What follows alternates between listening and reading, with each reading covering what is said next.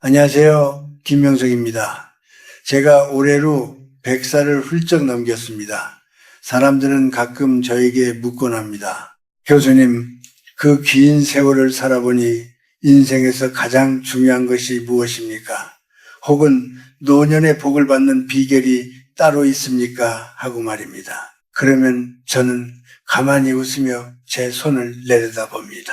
그리고 그분들의 손을 가만히 살펴봅니다. 사실 인간의 운명이라는 것은 멀리 있지 않습니다. 관상이나 사주를 공부하지 않아도 한평생을 진실하게 살아온 사람이라면 누구나 느낄 수 있는 영적인 안목이 생기기 마련입니다. 특히 우리가 50대를 넘어서고 60대에 접어들면 그 사람의 살아온 내력과 앞으로 다가올 말년의 운세는 바로 이 두 손에 고스란히 적히게 됩니다. 여러분, 지금 잠시 하던 일을 멈추고 자신의 두 손을 가만히 한번 들여다보시겠습니까? 손바닥의 두께, 손가락의 굳은 살, 그리고 손등에 핀 검버섯까지 말입니다. 젊었을 때는 손이 그저 도구였다면 나이가 든 뒤에 손은 그 사람의 영혼이 머무는 집과 같습니다. 제가 살아보니 그렇더군요. 70세가 넘어서 갑작스럽게 큰 부를 얻거나 주변의 존경을 받으며 평온한 노후를 보내는 분들에게는 공통적인 손의 특징이 있었습니다. 이것은 단순히 돈이 많고 적음의 문제가 아닙니다. 하늘이 내리는 복, 즉 후운이 열리는 징조인 것이죠. 많은 젊은이들이 손이 고와야 복이 있다고 믿지만 저는 다르게 생각합니다. 진정한 부자의 손, 그리고 말년이 아름다운 사람의 손은 결코 매끄럽기만 한 손이 아닙니다. 오히려 수많은 풍파를 견뎌낸 흔적이 있으면서도 그 안에서 묘한 생명력과 온기가 느껴지는 손입니다. 제가 아는 한 지인은 젊은 시절 참으로 고생을 많이 했습니다. 사업에 실패하고 손에 흙을 묻히며 거친 일을 마다하지 않았지요. 그런데 그분의 손을 보면 이상하게도 마음이 편안해졌습니다. 손은 거칠었지만 그 손으로 누군가를 도울 때의 움직임은 누구보다 부드러웠기 때문입니다. 결국 그분은 이른이 다 된 나이에 생각지도 못한 인연과 기회를 만나 큰 경제적 자유를 누리게 되었습니다. 우리는 흔히 운명은 정해진 것이라고 말하지만 사실 운명은 우리가 매일 손을 어떻게 놀리느냐에 따라 조금씩 수정됩니다. 만약 당신이 쉰이 넘어서도 여전히 탐욕스럽게 무엇인가를 움켜쥐려고만 한다면 당신의 손가락 마디는 점점 뻣뻣해지고 운의 흐름도 막히게 될 것입니다. 하지만 반대로 이제는 내가 가진 것을 조금씩 놓아줄 줄 알고 타인의 아픔을 어루만지는데 손을 쓰기 시작하면 신기하게도 그 손바닥 안에는 재물보다 더 귀한 복이 쌓이기 시작합니다. 저는 오늘 여러분과 함께 인생 후반전에 큰 복을 불러들이는 손의 3가지 징조에 대해 이야기해 보려 합니다. 이것은 미신이 아닙니다. 제가 100년의 시간을 지나며 수만 명의 사람을 만나고 그들과 악수를 나누며 몸소 깨달은 인성론이자 행복론입니다. 지금 당신의 손이 비록 가난하고 지쳐 보일지라도 낙담하지 마십시오. 이 3가지 징조가 보이기 시작한다면 당신의 70대는 지금까지와는 전혀 다른 황금빛으로 빛나게 될 것입니다. 자, 이제 마음을 비우고 제 이야기에 귀를 기울여 보십시오. 당신의 손이 당신에게 어떤 말을 건네고 있는지 함께 읽어보겠습니다. 첫 번째로 제가 관찰한 70대의 부를 이루는 사람들의 특징은 손의 유연함 속에 깃든 부드러움입니다. 사람들은 흔히 나이가 들면 몸이 굳는 것이 당연하다고 생각합니다. 손가락 마디마디가 굵어지고 손바닥이 가죽처럼 딱딱해지는 것을 세월의 훈장이라 여기기도 하지요. 하지만 제가 만난 수많은 노년의 자산가들과 인격자들은 달랐습니다. 그분들의 손은 분명 일을 많이 한 흔적이 있음에도 불구하고 악수를 할 때 느껴지는 감촉이 마치 잘 무르익은 과일처럼 탄력이 있고 부드러웠습니다. 이 부드러움은 어디서 오는 것일까요? 그것은 바로 마음의 긴장을 내려놓은 상태를 의미합니다. 우리가 젊을 때 왜 그렇게 손에 힘을 주고 살았는지 돌아보십시오. 남보다 더 많이 가져야 하고 내 것을 뺏기지 않아야 한다는 강박이 손을 늘 꽉 쥐게 만들었습니다.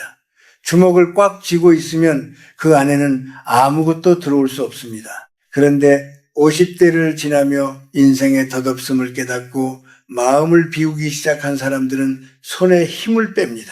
신기하게도 손에 힘을 빼고 손바닥을 펼치기 시작할 때 그 빈 공간으로 사람도 들어오고 돈도 들어오기 시작하는 법입니다. 노년에 갑작스러운 불을 맞이하는 분들은 보통 60 전후로 이런 변화를 겪습니다. 예전에는 돈 한 푼에 벌벌 떨며 손가락을 꼿꼿하게 세웠다면 이제는 허허 웃으며 손을 내밀 줄 알게 되는 것이지요. 이것을 저는 에너지가 흐르는 길이라고 부릅니다. 기가 막히면 몸이 굳고 기가 통하면 몸이 유연해집니다. 재물도 이 기의 흐름과 같아서 경직된 사람에게는 잠시 머물다 떠나가지만 유연하고 여유 있는 사람에게는 스스로 찾아와 둥지를 떱니다.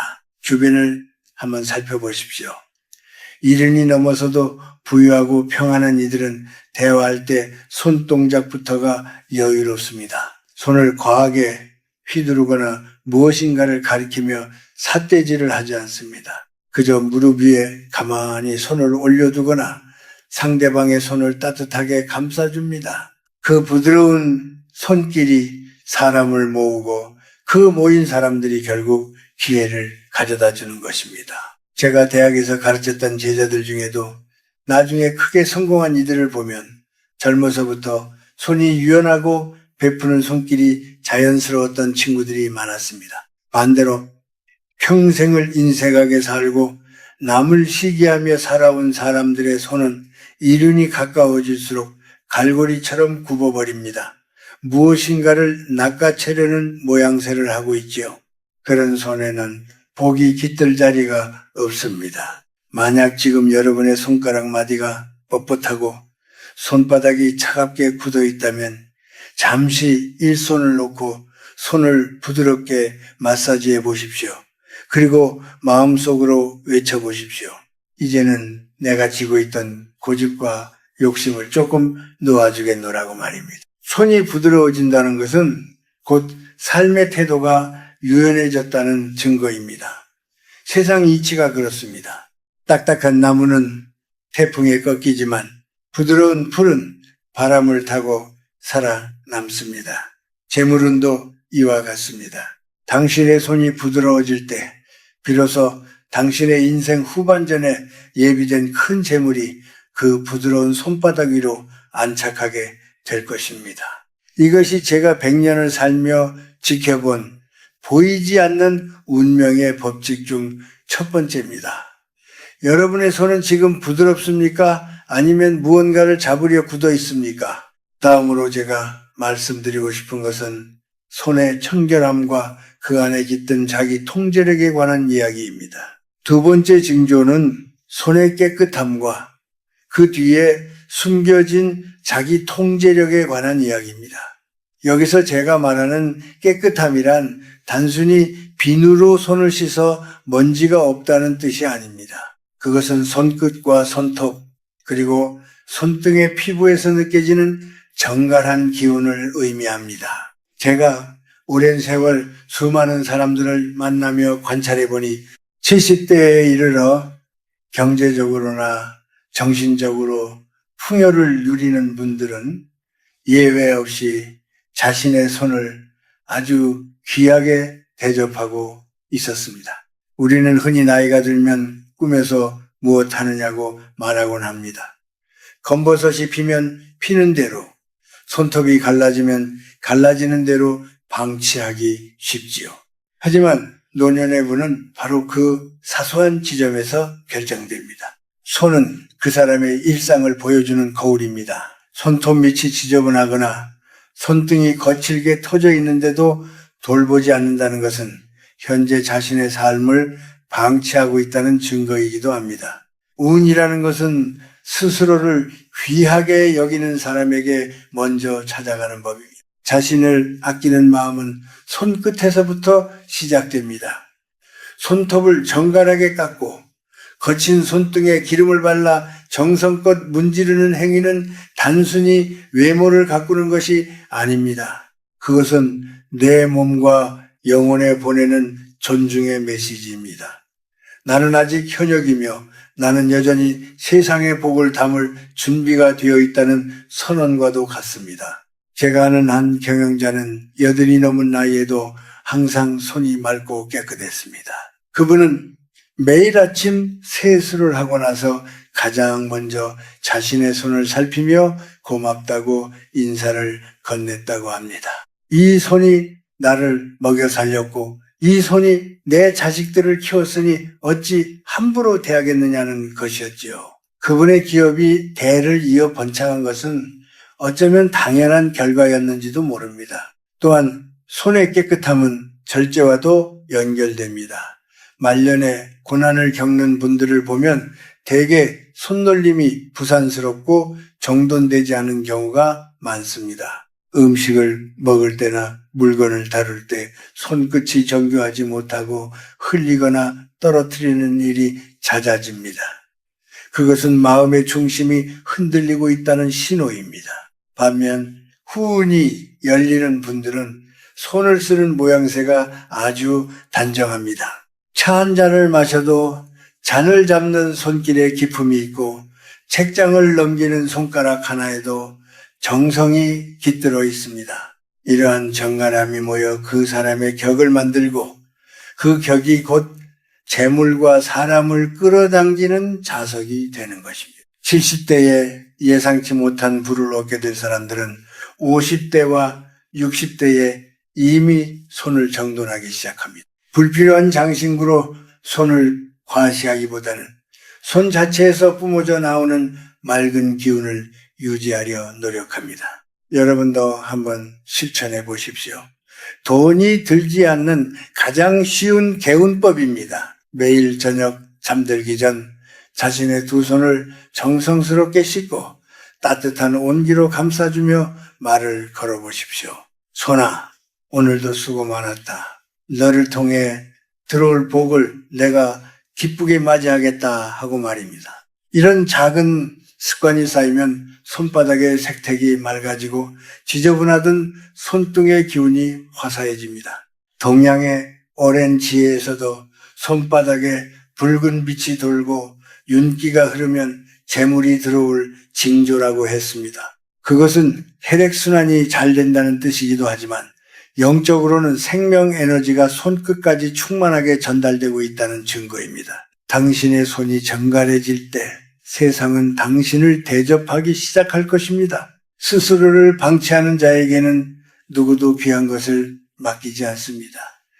깨끗하고 단정한 손이야말로 70세 이후에 당신을 부자로 만들어줄 가장 확실한 명함이 될 것입니다. 이제 마지막으로 가장 중요하다고 할 수 있는 손의 온기와 그 안에 담긴 인과응보의 법칙에 대해 말씀드리겠습니다. 여러분의 손은 지금 따뜻한 기운을 품고 있습니까? 세 번째로 제가 강조하고 싶은 징조는 바로 손에서 느껴지는 따뜻한 온기입니다. 이것은 단순히 체온이 높다는 뜻이 아닙니다.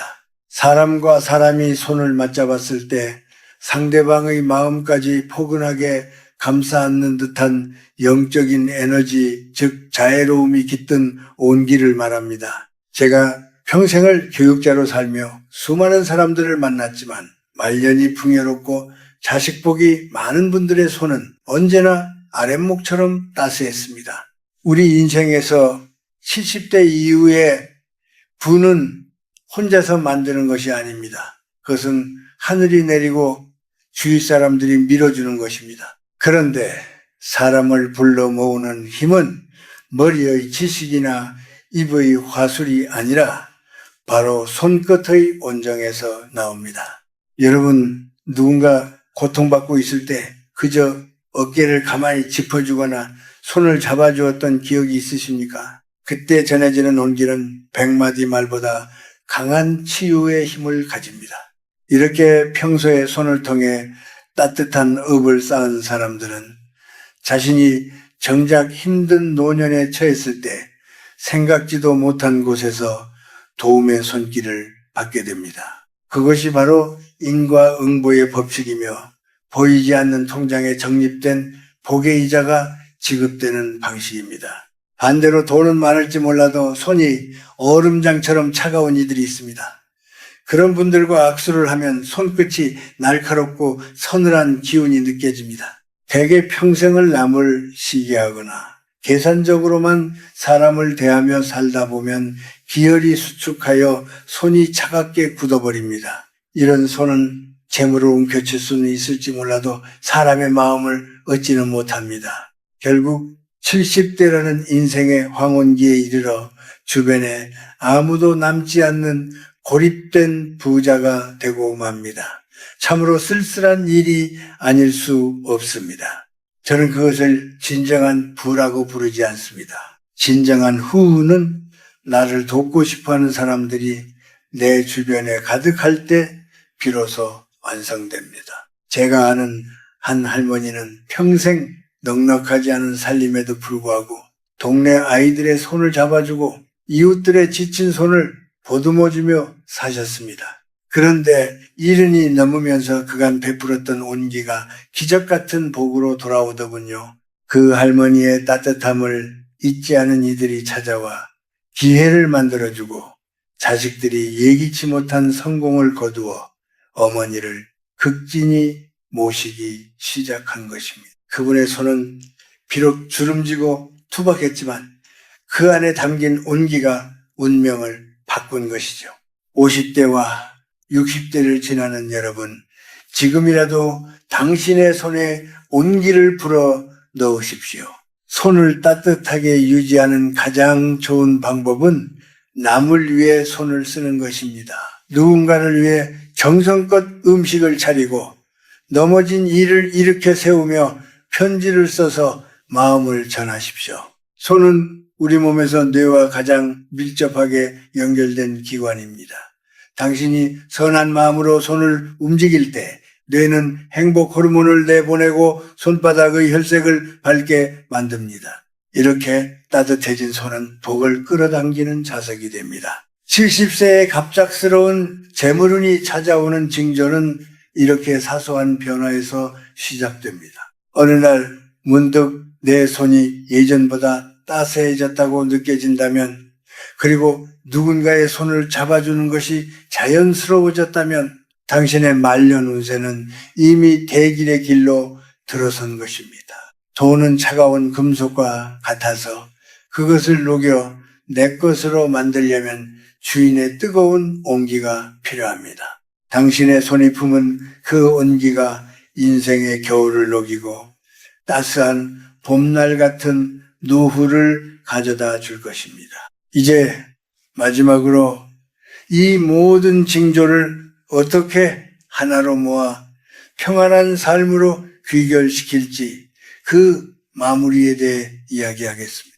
당신의 100년을 결정지을 마지막 지혜를 전해드리고 싶습니다. 마지막으로 제가 여러분께 당부하고 싶은 말은 이 모든 손의 징조들이 결국 하나의 점으로 모인다는 사실입니다.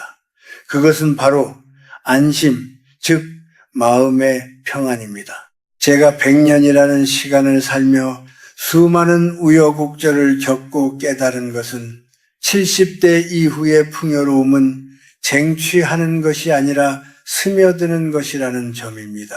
우리가 앞서 이야기한 부드러움, 정갈함, 그리고 따뜻함은 기술적으로 만들어낼 수 있는 것이 아닙니다. 그것은 삶을 대하는 겸허한 태도에서 자연스럽게 배어나오는 인격의 향기입니다. 여러분, 인생의 가을에 접어들었다고 해서 조급해하지 마십시오. 50대와 60대에 고난이 많았다고 해서 자신의 손을 원망하지도 마십시오. 오히려 그 고통의 시간들이 당신의 손바닥에 깊은 골을 만들어 더 큰 복을 담을 수 있는 그릇이 되었을지도 모릅니다. 제가 아는 많은 분들이 인생의 중반까지는 평범하거나 오히려 힘겨운 삶을 살았습니다. 하지만 그분들이 노년에 갑자기 큰 부를 얻거나 명예를 얻게 된 비결은 딱 하나였습니다. 바로 자기 자신을 포기하지 않고 끝까지 자신의 손으로 선한 일을 멈추지 않았다는 점입니다. 이제는 세상이 말하는 성공의 기준에 휘둘리지 마십시오. 이른이 넘어서 갖게 되는 진짜 부는 통장의 잔고 숫자보다 내가 오늘 하루 얼마나 평온하게 내 두 손을 바라볼 수 있느냐에 달려 있습니다. 아침에 일어나 정갈하게 씻은 손으로 차 한 잔을 마시고 사랑하는 가족의 어깨를 토닥이며 읽고 싶었던 책장을 넘길 수 있는 여유. 그 여유가 깃든 손이 바로 가장 부유한 손입니다. 하늘은 그런 사람을 결코 외면하지 않습니다.